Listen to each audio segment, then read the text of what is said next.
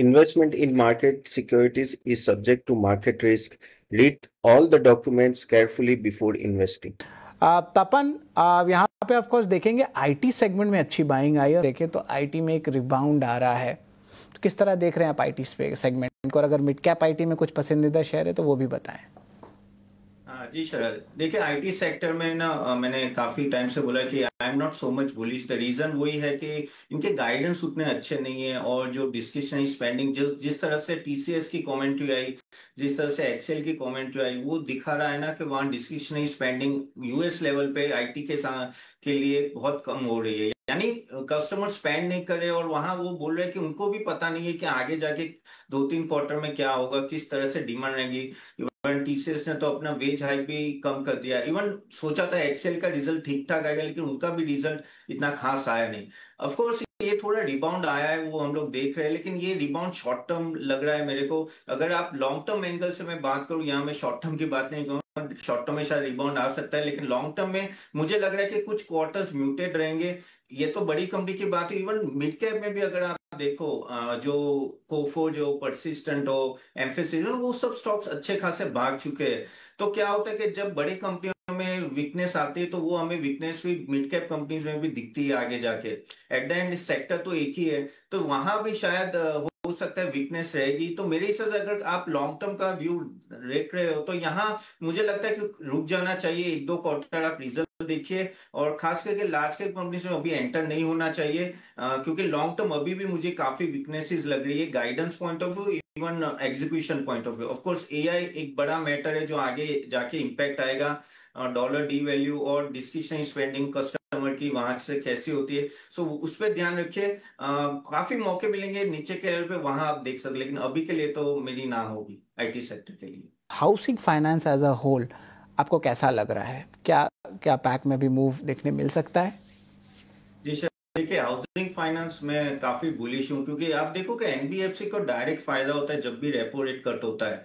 और क्योंकि ना उनका जो फंडिंग होता है ना बाकी सब बैंक्स और इंस्टीट्यूशन से होता है, और वहां भी रेपो रेट कट के वजह से उनकी फंडिंग सस्ती हो जाती है। प्लस ये लोग जो लोन देते हैं ना, वो काफी हद तक फिक्स इंटरेस्ट रेट में देते हैं, तो नेट इंटरेस्ट मार्जिन बढ़ने के पूरे पूरे चांसेस हो जाते हैं। अभी जिस तरह से इन्फ्लेशन आया 2.1, तो ऐसा लग रहा है, जो मैंने आरबीआई गवर्नर की कमेंट भी मैंने कल सुनी थी, कि शायद और इंटरेस्ट रेट कट होंगे। 50 बेसिस पॉइंट तो हम लोग सोच के चले थे, शायद उससे भी ज्यादा हो सकते हैं। तो ये अगर इंटरेस्ट रेट कट होते हैं तो इसका डायरेक्ट फ्लो एनबीएफसी को प्रॉफिटेबिलिटी में इंपैक्ट आता है। अगर देखो लिक्विडिटी इनफ है, मोर देन 5 लाख करोड़ की लिक्विडिटी ऑलरेडी मार्केट में घूम रही है। तो यहां से मुझे लग रहा है कि इन सब के क्रेडिट ग्रोथ अच्छे रहेंगे। अगर आप देखो तो 15 से 20% के क्रेडिट ग्रोथ हाउसिंग लोन में हो सकता है। और हाउसिंग लोन एक तरह से सेफ माना जाता है, क्योंकि आपका बैकअप है। ऐसा पर्सनल लोन और वो सब के क्या होता है, बैकअप नहीं होता है इतना। इसमें बैकअप है, कोलेटरल सिक्योरिटी है, तो एनपीए के इश्यूज भी थोड़े कम होते हैं। तो housing finance as a sector no, मुझे ऐसा लग रहा है कि यहाँ से बहुत ही सेफ बेट रहेगा। और जैसे आपने बोला, वैल्यूएशन 100% बहुत ही कम है कंपेयर टू, अब जब आप बजाज की बात करो, बजाज फाइनेंस की बात करो, या उन सब की बात करो, तो उसके सामने आई थिंक ये सब प्राइस टू बुक वैल्यू 1.5 के 1 के आसपास घूम रहे हैं। अगर मैं एलआईसी हाउसिंग देख लूं या आधार देख लो, काफी सारे हाउसिंग फाइनेंस है, तो वो मुझे लग रहा है, इसलिए ये सेक्टर एक तरह से चलेगा। और यहाँ से मुझे कुछ क्वार्टर मुझे भी यहाँ तेजी लग रही है, तो अगर किसी ने निवेश का, आई थिंक बने रहना चाहिए। क्या आईटीसी ऐड करने के लिए प्राइस ठीक है, या फिर थोड़ा नीचे आए 400 के आसपास है तो लेंगे? जी, आईटीसी की अगर मैं बात करूँ ना, तो हाँ कंजम्पशन का बूस्ट आ रहा है, और जिस तरह से तो एक थोड़ी तेजी आ रही है। लेकिन आईटीसी ओवरऑल, अगर आईटीसी होटल्स में थोड़ा मैं ज्यादा बुलिश हूँ कंपेयर टू आईटीसी एफएमसीजी, क्योंकि मुझे ऐसा लग रहा है ना कहीं ना वॉल्यूम पिकअप हो रहा है, लेकिन तो भी रेंज बाउंड रहेगा। इतना खास volume pickup even ITC FMCG में नहीं रहेगा। और आखिरकार ना उनका काफी हद तक, अगर आप पैकेजिंग बिजनेस भी देखो ना, वहां थोड़ा मार्जिन कॉम्प्रेशन हो रहा है। इवन एग्री एक्सपोर्ट जो उनका हो रहा था, वहां भी थोड़ा मुझे देख रहा है कि थोड़ा सेंटिमेंट डैम्पर्ड हो रहा है, क्योंकि वॉल्यूम नहीं आ रहा है। तो मुझे यहाँ लग रहा है कि ये जिस तरह से जा रहा है, आई थिंक प्राइस तो ऑफकोर्स बढ़ गया है, लेकिन यहां से और तेजी मुझे लग रहा है कि थोड़ा टाइम देना पड़ेगा। देखो एनालिस्ट अगर हम लोग की बात करें तो एफएमसीजी में रिकवरी अच्छी खासी लग रही है। इवन सिगरेट और उसमें भी आपको पता है डबल डिजिट का ग्रोथ रहता है, लेकिन वो प्राइस्ड इन है, वो पूरा एक्चुअली ये प्राइस में प्राइस्ड इन है। और हमें हमेशा टैक्सेशन का प्रॉब्लम सिगरेट में लग ही रहा है। और एग्री बिजनेस और उन सब की बात करें तो वो अच्छा खासा चल रहा है अभी, लेकिन आगे जाके कहीं ना कहीं 2-3 क्वार्टर में वो थोड़ा डिस्टेबलाइज होगा, तो वहां भी थोड़ा प्रॉब्लम हो गया है। क्योंकि ये स्टॉक चल गया है, मेरे हिसाब से आईटीसी से बेटर एफएमसीजी स्टॉक्स अवेलेबल है, वहां फोकस करना चाहिए। सो आईटीसी मेरे तरफ से अवॉइड होगा। अगर ये फार्मिंग स्पेस को या इरिगेशन स्पेस आप देख रहे हैं, तो इस स्पेस में आपको कौन सा सेगमेंट अच्छा लग रहा है? इस पर अगर कोई स्टॉक स्पेसिफिक रणनीति है, भले ही फर्टिलाइजर हो, सीड हो, तो आप जरा इस पर राय दें तपन।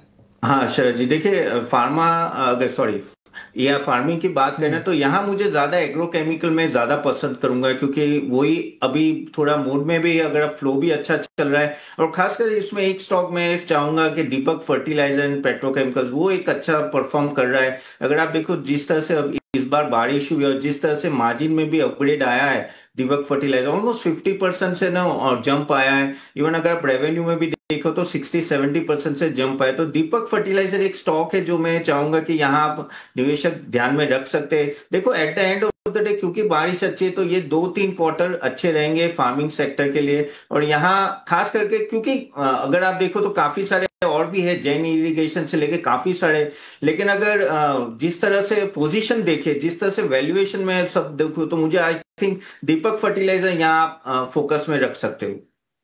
तपन जी, एमएस फाइनेंशियल, इसके फाइनेंशियल्स आपने रीड किए हैं क्या? कैसी लगती है आपको कंपनी ये? पीएफसी है और एक तरह का ये न्यूज फ्लो है, इसके वजह से एक अच्छी खासी हमने मूवमेंट भी देखी है। और देखिए ओवरऑल अगर हम मैं क्वार्टर ऑन पैट और उन सब की मैं बात को ईयर ऑन ग्रोथ ठीक ठाक है, इतना कुछ खास नहीं है। अगर मैं ऑलमोस्ट 4% से ग्रोथ हुआ है, ऑपरेटिंग प्रॉफिट भी अच्छा खासा क्वार्टर ऑन क्वार्टर 5% से बढ़ा है। लेकिन यहाँ एक चीज है कि क्योंकि ये जिस सेक्टर में अभी, उस सेक्टर में काफी तेजी है, और यहाँ से गाइडेंस जो दिख रहा है, मैनेजमेंट बोल रही है कि 25% से कंपाउंडेड ग्रोथ देख रहे वो लोग, तो वो एक बहुत अच्छी बात है। और जैसे इन्होंने स्टेक लिया है तो वो कुछ देख के लिया होगा, तो वो भी एक पॉजिटिव न्यूज है। और प्लस एमएसएमई है तो क्या होता है कि एक तरह से फ्लेवर में रहता है कि चलो ये छोटी कंपनी अभी ऊपर आ रही है, तो ऐसे भी इन्वेस्टर का इंटरेस्ट रहता है। आप एक्चुअली आगे जाके ऐसा दिख रहा है कि वो लोग पर्सनल लोन में भी एंटर कर रहे हैं, और ओवरऑल एयूएम ग्रोथ भी ऑलमोस्ट कह सकते हैं कि 15% से ज्यादा ग्रोथ करेंगे, तो ठीक ठाक है ओवरऑल। अगर आप देखें तो मैं फाइनेंशियल देखो तो मुझे ठीक लग रहा है, लेकिन ये अभी थोड़ा न्यूज फ्लो है और एमएसएमई तो इससे ज्यादा कहते हैं कि इंटरेस्ट आ रहा है। तो अगर आपके पास है, किसी के पास है इन्वेस्टर, तो वो लगे रहना चाहिए। नई खरीदी आई थिंक एक आध क्वार्टर देख के लेनी चाहिए। तो किस तरह एनटीपीसी को आप देख रहे हैं?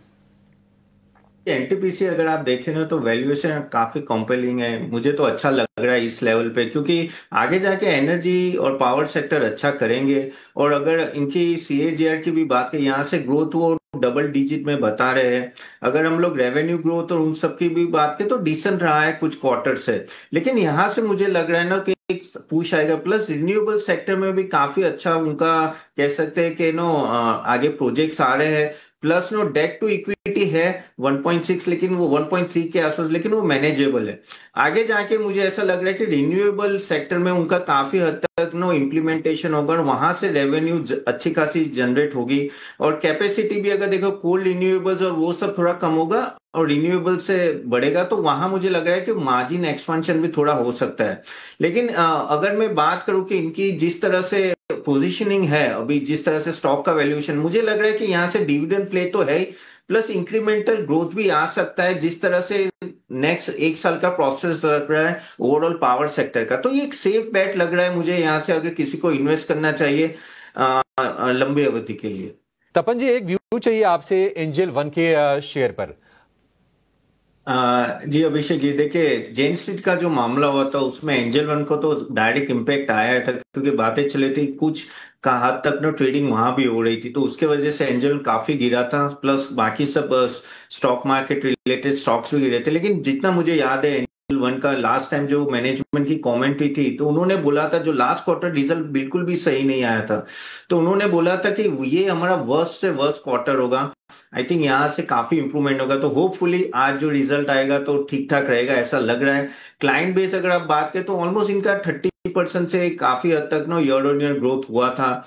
तो रिकवरी आगे जाके एफएनओ में कैसे रहेगी वो खास देखने ऑप्शंस में, और वो जेन स्ट्रीट के बाद अब उसका इम्पैक्ट हमें नेक्स्ट क्वार्टर में पता चलेगा। ये क्वार्टर में तो जो रिजल्ट आ जाएगा उसमें पता नहीं चलेगा, तो यहाँ थोड़ा वेट एंड वॉच हो जाता है।